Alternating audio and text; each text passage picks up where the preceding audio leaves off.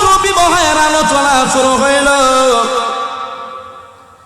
এমনি অবস্থায় বেলাল যুদ্ধের ঘোষণা দিয়ে দিল, যুদ্ধের দামামা বেজে গেল। কে আছো? যুদ্ধের ময়দানে যাইতে হবে, যারা অংশগ্রহণ করবা দেরি করা যাবে না, দ্রুত চলে আসো। আল্লাহর নবী, বিশ্ব নবী, রাহমাতুল লিল আলামিনের সাহাবী, এই যুবক সাহাবী যার নাম হযরত সাদ রাদিয়াল্লাহু আনহু, শুধুমাত্র বিবাহের আলোচনা শুরু হইল। এই আলোচনার মধ্যে আমার নবী ছিল। যখন যুদ্ধের দামামা বেজে গেল, এমন সময় সমস্ত সাহাবীরা নবীরা যখন যুদ্ধের ময়দানে চলে গেল, হযরত সাদ যুদ্ধের প্রথম সারিতে দাঁড়ায় যুদ্ধ করতে শুরু করলেন। এই যুবক সাহাবী হযরত সাদ রাদিয়াল্লাহু আনহু যখন তুমুল লড়াই শুরু হয়ে গেল, হযরত সাদ ঘোড়ার মধ্যে তীর দিয়ে এমন ভাবে আঘাত করলো, ঘোড়াটা জমিনে দাঁড়ায় থাকতে পারল না, নিচে পড়ে গেল। হযরত সাদ উনিও দাঁড়ায় থাকতে পারলেন না, বসে থাকতে পারলেন না, উনিও জমিনে লুটে পড়ছে। হযরত সাদ যেই মুহূর্তে নিচের দিকে পড়ে গেলেন, উনি দেরি করেন নাই, মুহূর্তের ভিতরে হযরত সাদ এইভাবে হাতগুলি গুটাইতে লাগলেন, কাপড়গুলি বাহু পর্যন্ত নিয়ে গেলেন। আজকে যুদ্ধ করা যায়, প্রয়োজনে জীবন দিয়ে দিব। ইসলামের জন্য জীবন দিল তো আল্লাহর ওয়াদা, আল্লাহ জান্নাত দিবেন।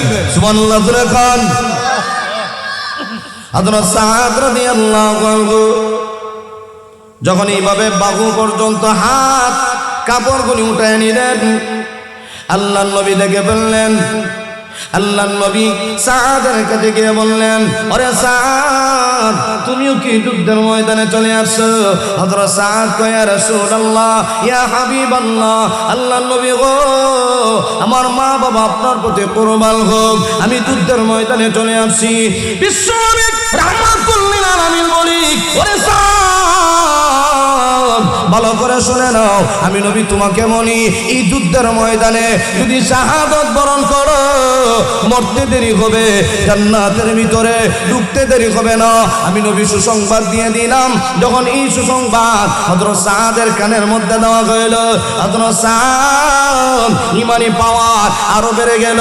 হযরত সাদ রাদিয়াল্লাহু আনহু সঙ্গে সঙ্গে যুদ্ধের ময়দানে আবার গিয়া একেবারে মধ্যখানে গিয়ে পড়ে গেলেন। হযরত সাদ যুদ্ধ করতেছে, নিধন করে, ফায়াকুতুনুনা ওয়া ইউকতালুন, নিধন করতেছে, কাফের বেঈমানগুলিকে দুনিয়া থেকে বিদায় করতেছে, কাফের বেঈমানগুলিকে জাহান্নামে টিকিট দিয়া দুনিয়ার জমিন থেকে বিদায় করে। ফায়াকুতালুন, হঠাৎ করে হযরত সাদ শাহাদাতের পেয়ালা পান করলেন। নবীর কাছে সংবাদ এসে গেল, ইয়া রাসূলুল্লাহ, আপনার সাহাবী সাদ তো দুনিয়ার জমিন থেকে বিদায়। আপনার সাহাবী শাহাদাত বরণ করেছে। বিশ্ব নবীজি হযরত সাদকে সাহাবীর মাধ্যমে আনালেন, আমার সাহাবীর লাশটা নিয়ে আসো। আমার নবী হযরত সাদের লাশটাকে নিয়ে আসার পরে নবী হযরত সাদের লাশটা নবীর উরুর মধ্যে রাখলেন। নবী সাদের চেহারার দিকে তাকাইয়া এমন ভাবে কান্না শুরু করে দিলেন, নবীর দুইটা চোখ থেকে এমন ভাবে জোর জোরে পানি পড়া শুরু হয়ে গেল। আমার সাহাবী হযরত সাদ যুবক মানুষ, শুধুমাত্র বিবাহের আলোচনা শুরু হইল, আমার সাহাবী শাহাদাতের পেয়ালা পান করলো। নবী আমার অজরে কান্না শুরু করে দিলেন। নবীর চোখের পানি হযরত সাদের রক্তমাখা চেহারা নবীর চোখের পানির মাধ্যমে যেন ধুয়ে যাইতেছে। ভালো মাখা চেহারা নবীর চোখের পানি দ্বারা যেন ধুয়ে মুছে যাইতেছে। হঠাৎ করে আপনার আমার নবী একটা মুচকে হাসি দিলেন। আবার দেখা যায় কিছু সময় পরে নবী আমার চেহারা ঘুরায় নিলেন। এখানে হযরত আবু লুবাবা রাদিয়াল্লাহু আনহু নামে এক সাহাবী জিনিসটা ফলো করছেন। নবী আমার প্রথমে সাদের চেহারা দেখে এত কান্না করলেন, আবার দেখা যায় একটা মুচকি হাসি দিলেন, আবার চেহারাটা ঘুরায় নিলেন। অবশ্যই কোনো না কোনো রহস্য আছে। হযরত আবু লুবাবা রাদিয়াল্লাহু আনহু বলেন, ইয়া রাসূলুল্লাহ, ইয়া হাবিবাল্লাহ, আল্লাহর নবী সাদ শাহাদাতের পেয়ালা পান করেছি, সাদের লাশটা দেখে আপনি প্রথমে এত কান্না করলেন, পরে মুচকি একটা হাসি দিলেন, এরপরে চেহারা ঘুরায় নিলেন, কারণটা কি? নবী আমার ডাক দিয়ে বলে, আবু লুবাবা রে, ভালো করে শোনো, আমার সাহাবী সাদের এই করুণ পরিস্থিতি দেখে আমি নবী কান্না, চোখ থেকে অটোমেটিক পানি বের হয়ে আসলো, আমি ধরে রাখতে পারলাম না। আমার সাহাবী এই পরিস্থিতি দেখে আমি নবীর চোখের পানি ধরে রাখতে পারলাম না। এই করুণ দৃশ্য দেখে আমি নবী কান্না শুরু করে দিলাম। ইয়া রাসূলুল্লাহ, হাসলেন কেন? আমি নবী তাকায়া দেখি আমার সাদ জান্নাতের মেহমান হয়ে গেছে, জান্নাত অর্জন করে ফেলেছে। আমার সাদ জান্নাতের বাসিন্দা হয়ে গেছে, জান্নাতের মালিক হওয়ার পরে আমি নবী একটা মুচকি হাসি দিলাম, আমার সাদ তো জান্নাতের বাসিন্দা। হুজুর চেহারা ঘুরায় নিলেন, কারণ কি? এমনিতে নবী বলেন, আরে আবু লুবাবা, আমার সাদ যখন জান্নাতের ভিতরে বিচরণ করে, আমার সাদ যখন জান্নাতের ভিতরে হাঁটে, সাদের বিবিরা হুর পড়িরা সাদকে নেওয়ার জন্য একটা প্রতিযোগিতা শুরু হয়ে গেছে। হুর পরিদের ভিতরে আওয়াজ দিয়া কয়, আমি আগে সাদকে বরণ করব, আমি আগে সাদকে বরণ করব।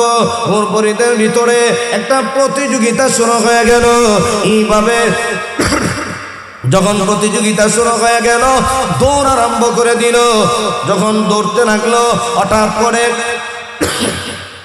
হযরত সাদের বিবি পায়ের ঘুরানি আমি নবীর চোখের সামনে ধরা পড়ল, সাথে সাথে আমি নবীর চোখ ঘুরাই নিয়েছি। সুবহানাল্লাহ জোরে কয়। পায়ের উপর পর্যন্ত আমি নবীজি নিজের চোখে দেখলাম, সাথে সাথে চোখটা ঘুরায় নিলাম। এমনিতেই আমার নবী কয়, আমার সাদ ভাগ্যবান, আমার সাদ যুদ্ধের ময়দানে শাহাদত বরণ করার কারণে হযরত সাদ তো জান্নাতবাসী হয়ে গেল। শুধু তা না, জান্নাতের নাজ নিয়ামতের মালিক হয়ে গেছে। জান্নাতের ভিতর কত নিয়ামত!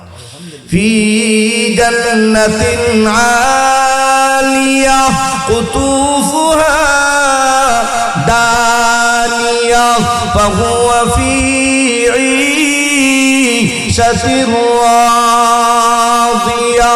তাহলে বোঝা গেল আল্লাহর ওয়াদা, ইন্নাল্লাহ আশতারা মিনাল মুমিনিনা আনফুসাহুম ওয়া আমওয়ালাহুম বিআন্না লাহুমুল জান্নাহ। আল্লাহ কয়, ওই মুমিন বান্দা, দুইটা জিনিস দাও, আমি আল্লাহ জান্নাত দেব। জান দাও, মাল দাও, দুই জিনিস যদি আমি আল্লাহর কাছে জিম্মাদারি রাখতে পারো, আমি আল্লাহ তোমাদেরকে জান্নাত দেব। সুবহানাল্লাহ জোরে কয়। তো ঈমান মজবুত বানানো লাগবে, আমল মজবুত বানাতে হবে। পরিপূর্ণ ঈমানদার যদি হয়, আমল যদি মজবুত বানাইতে পারি, আল্লাহর তো ওয়াদা আছে, ঈমান আনার পরে যদি কেউ আমল করে, আমি আল্লাহ জান্নাত দিব। এমন জান্নাত, সবচাইতে বড় জান্নাত, জান্নাতুল ফেরদাউস দান করব। ইন্নাল্লাযীনা আমানু ওয়া আমিলুস সালিহাত কানাত লাহুম জান্নাতুল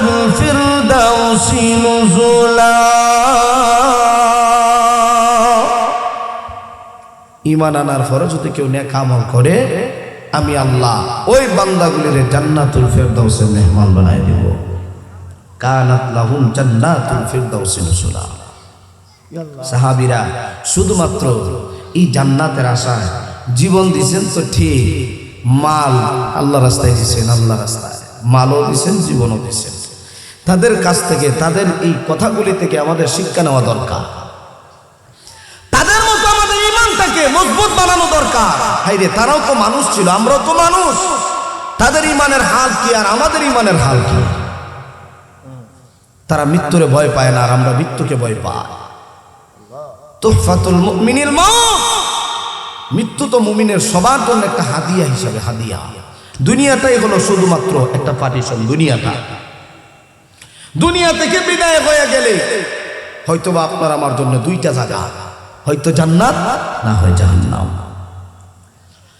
قال رسول الله صلى الله عليه وسلم لا دار بعد الدنيا إلا الجنة أو النار। আল্লাহর হাবিব বলেন, আমার উম্মত, দুনিয়া থেকে বিদায় হওয়ার পরে তোমার জন্য দুইটা জায়গা আছে। একটা হলো জান্নাত, আরেকটা হলো জাহান্নাম। ঈমান আমল যদি ভালো হয় জান্নাতে ঢুকবা, ঈমান আমল যদি মজবুত না হয় জাহান্নামে ঢুকতে হবে। জাহান্নামে ঢুকা না। এই জন্য দুনিয়াটা হলো পার্টিশন। সাহাবীরা কি পর্যন্ত ত্যাগ স্বীকার করছে। হায়রে হায়, বিবি বাচ্চা, বিবিরে বিধবা বানাইছে, সন্তানগুলির এতিম বানাইছে ইসলাম প্রতিষ্ঠা করার জন্য। নবীর কথা রাখতে গিয়া সব কিছু বিলীন করে দিয়েছে। হযরত আবু বকর রাদিয়াল্লাহু আনহু জীবনের যা ছিল সব দিয়ে দিয়েছে। হযরত খাদিজা সব দিয়ে দিয়েছে, সব আল্লাহর রাস্তায় দিয়ে দিয়েছে। নবী আমার বসা, এমন সময় দেখা যায় হযরত আবু বকর সালার বস্তা দিয়া শরীরটা এইভাবে ডেকে আসতেছে নবীর কাছে। সালার বস্তা সব দিয়া দিছে, কিচ্ছু নাই। আবু বকরের আশা নবীর কাছে যে আসতেছে, আমার আল্লাহ বরদাস্ত করতে পারলেন না। আমার আল্লাহ আবু বকরকে সালাম জানায় দিলেন, আমি আল্লাহর পক্ষ থেকে আবু বকরকে সালাম জানায়া দাও। সুবহানাল্লাহ, জোরে খান। আমার আল্লাহ আবু বকরকে সালাম দিয়েছেন। কেমন ছিল নবীর সাহাবী আবু বকর? নবীরে জানায়া দেওয়া হইল, ইয়া রাসূলুল্লাহ, হযরত আবু বকর শরীরের মধ্যে সালার বস্তা দেওয়ার কারণে আসমানের যত ফেরেশতাগুলি আছে আমি আল্লাহ সমস্ত ফেরেশতাদেরকে সালার বস্তা পরিধান করাইছি। আবু বকরের সম্মান রাখতে গিয়া, দিতে গিয়া কি পরিমাণ সম্মান, কি পরিমাণ মর্যাদা। নবীজি বসা, এমন সময় আম্মা জান আয়েশা সিদ্দিকা রাদিয়াল্লাহু আনহা নবীকে ওই যে তারকাগুলি দেখা যায়, এগুলি গোনা যায়। আচ্ছা, এই তারকা পরিমাণ আমল কার হতে পারে বলো তো দেখি সাহাবীরা? আয়েশা রাদিয়াল্লাহু আনহা উনি মনে করছে মনে আমার বাপের কথা কইব। বাপ কেডা? আবু বকর। আমার বাবার কথা মনে কইব। সাহাবীরা কয়, হুজুর আল্লাহ এবং তার রাসূলই ভালো জানে, আমরা কিছু জানি না। এই আমলগুলি আমার উমরের আমলগুলি হবে। এই পরিমাণ আমল কার হবে? উমরের। আয়েশা সিদ্দিকা রাদিয়াল্লাহু আনহা একটু খারাপ হয়ে গেল, এই আমার বাবার কথা তো কইল না। এরপরে নবী ডাক দিয়ে কয়, আয়েশা, উমরের আমল তো গোনা যায়, আবু বকরের আমল গোনার কোনো সিস্টেম নাই। একটু জোরে কর না সুবহানাল্লাহ। হযরত উমর বলতেন, ও ভাই, ও আবু বকর, তুমি যে নবীর সাথে 3টা রাত থাকছিলা, 3টা রাত যে তুমি নবীর সাথে থাকছিলা, এই 3টা রাত্রের আমল আমি উমরে দিয়ে দাও, আর আমার জীবনের সব আমল তুমি নিয়ে নাও। এই 3 দিনের আমল। আল্লাহু আকবার। অথচ জান্নাতের টিকিট প্রাপ্ত সাহাবী হযরত আবু বকর, হযরত ওমর টিকিট প্রাপ্ত সাহাবী। আমার ভাই দেখেন, সাহাবীরা কি পর্যন্ত নবীকে তাজিম করছেন, সম্মান করছে। আমার নবীর কেউ গালি দেবে, সাহাবীরা বরদাস্ত করতে পারেন নাই। আমার নবীরে গালি দিবে এমন কোন বাহাদুর আছে আমাদের সামনে গালি দিয়ে চলে যাবে? সম্ভব না। একবেলা গালি দিছি না কি ইহুদি কয় আল্লাহ তো গরিব, আমরা ধনী, দিছে সবকনা, আবু বকরে মারছে। বিশাল লেগে গেছে নবীর কাছে, হুজুর আপনার সাহাবী আমার এত জোরে মারলো, আমি আর সঠিক বিচার চাই। নবী তো মনে হচ্ছে উমর সারা কেনা মারলো, মারছে আবু বকরে, বিচার লয়ে গেছে ইহুদি। ঠিক আছে, তোমার পরিপূর্ণ বিচার হবে। যদি সত্যি তোমার অন্যায় ভাবে মেরে থাকে বলে বিচার দিছে 1 লাগা, ফিডা খাইছে 1 লাগা। আল্লাহরে কি হয়েছে? গরিব আর হে ধনী। এই কথাকে ফাল্লাই এখন আমি আল্লাহর প্রশংসা করতেছিলাম, আমার মারছে, লাগাইছে মায়ের। উমরে মারছে বলে না, কে মারছে? আবু বকর। আবু বকর মারছে, ঠিক আছে আবু বকর আসো। কেন মারলেন আপনি? বলে আমার আল্লাহরে গালি দিছে। বলে সাক্ষী আছে? সাক্ষী তো নাই। সাক্ষী আছে? সাক্ষী নাই। কি করা যায়? হযরত আবু বকরের পক্ষে হয়ে স্বয়ং আল্লাহ আয়াত নাজিল কইরা আবু বকরের পক্ষে স্বয়ং আমার আল্লাহ সাক্ষী হয়ে গেছে। আল্লাহ নিজে আবু বকরের সাক্ষী। আবু বকর যে কাজটা করছে ভালো কাজ করছে, এ বেঈমান আল্লাহর ফকির হয়। অথচ আমরা যে ফকির, আমরা ফকির না ধনী? আমি কে? আমি তো না, দুনিয়া যে আইলাম আরেকজনের মাধ্যমে আইছি। আমি কেডা? আমি কিচ্ছুই না। কথা কন না দি। আমি যে আসলাম আরেকজনের মাধ্যমে আসছি, আমি নিজে তো রাহি নাই। দুনিয়াতে আসি, নিয়ামত গুলি কার খায়? কথা কন না দি। এটাও তো আমার না। হায়াত দিলেন কে? আল্লাহ। এটাও তো আমার না। মারা যাওয়ার পরে গোসল দিব কে? নিজে নিজে গোসল করতে কবরে দেব গিয়া?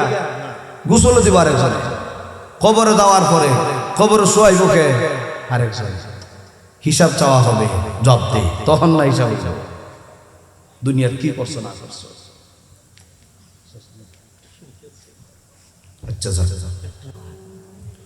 যুদ্ধ চলতেছে, আমি নবীর দিকে বারবার তাকাই যেন আমার নবীকে কোনো বেঈমান কাফের অতর্কিত ভাবে হামলা করতে না পারে। আমি আমার নবীকে ফলো করে বারবার তাকাই। যতই আমার নবীর দিকে তাকাই ততই যেন আমার ভালো লাগে।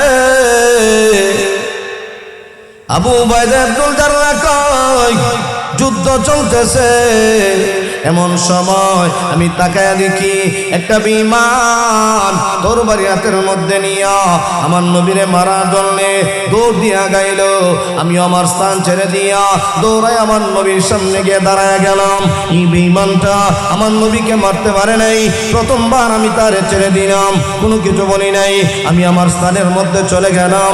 যুদ্ধ চলতেছে, হঠাৎ করে আমি দ্বিতীয়বার আবার তাকায় দেখি ওই বেঈমান আমার নবীর মারার জন্য আবার তরবারি নিয়ে দৌড়ে আসছে। আবু উবাইদা আব্দুল জাররাহ আমি আমার স্থান ছেড়ে দিলাম, আমি আমার নবীর সামনে গিয়ে এইভাবে দাঁড়ায় গেলাম। লোকটা আমার নবীরে মারতে পারে নাই। দ্বিতীয়বারের মতো আমি তারে সুযোগ দিলাম আর জানায় দিলাম, তৃতীয়বার আসলে আর মাথা নিয়ে যেতে পারবা না, তোমার গর্দান থেকে মাথা আলাদা করে ফেলবো।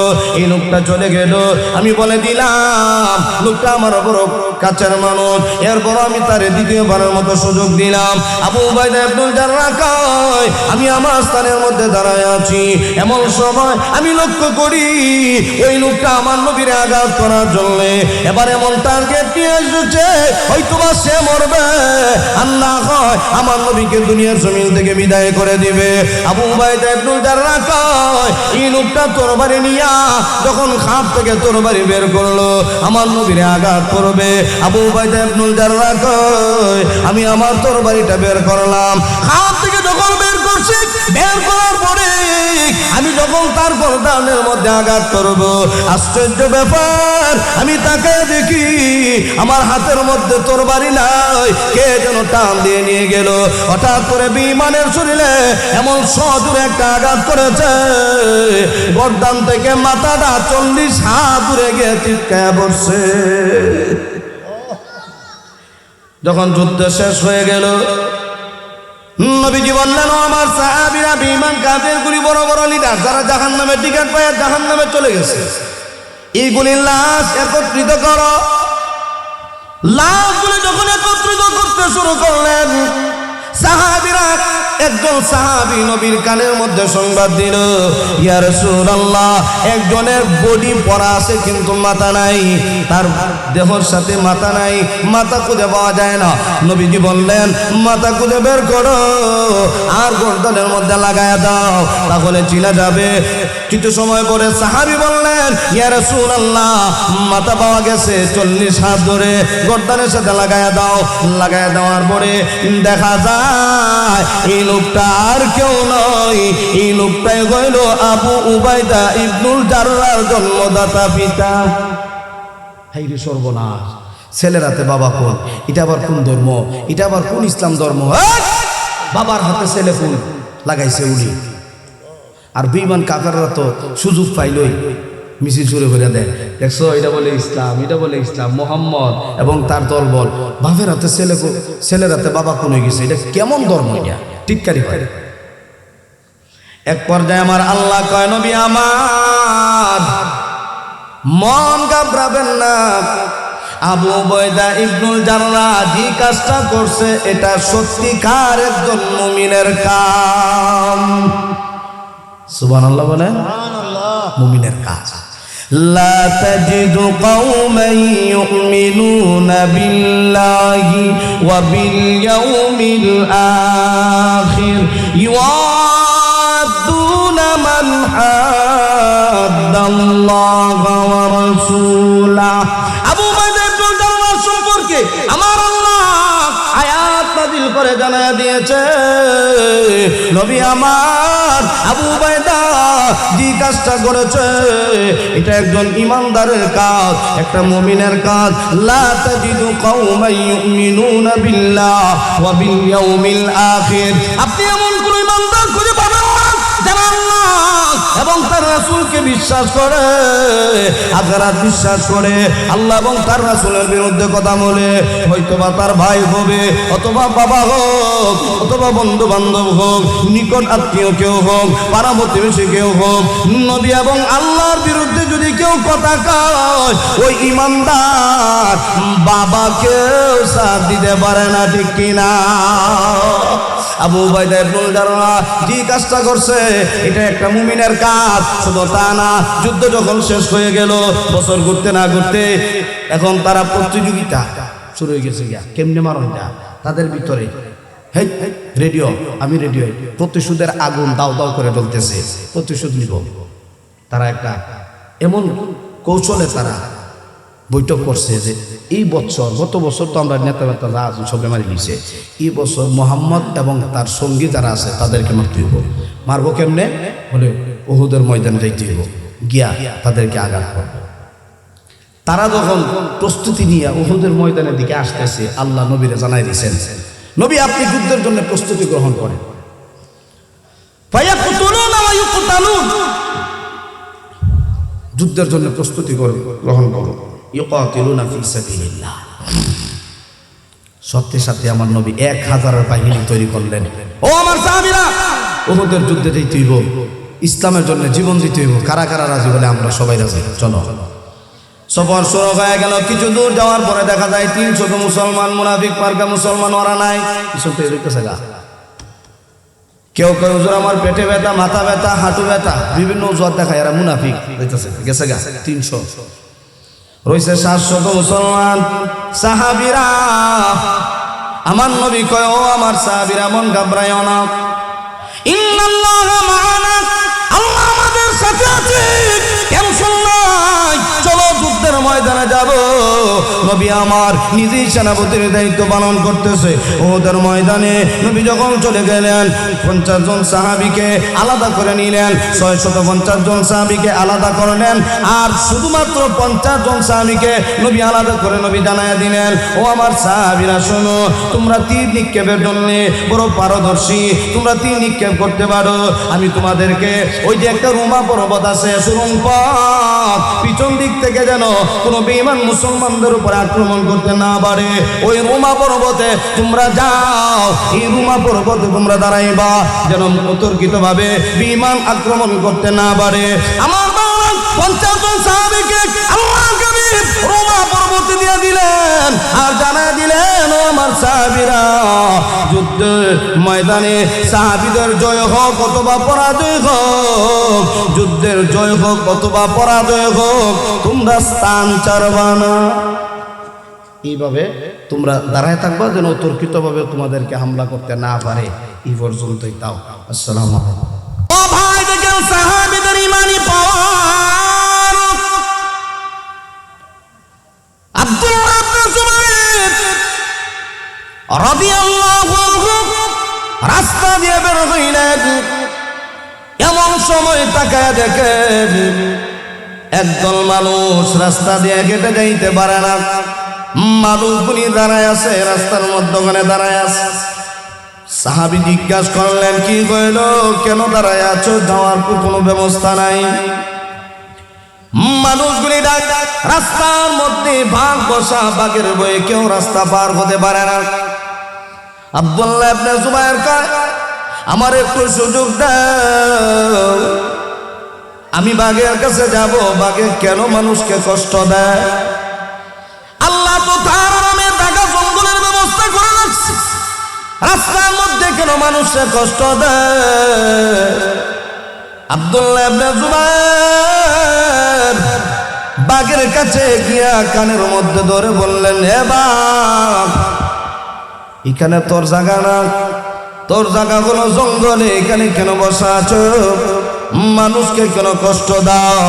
দেরি করা যাবে না, এই মুহূর্তে রাস্তা থেকে জঙ্গলের দিকে চলে যাও।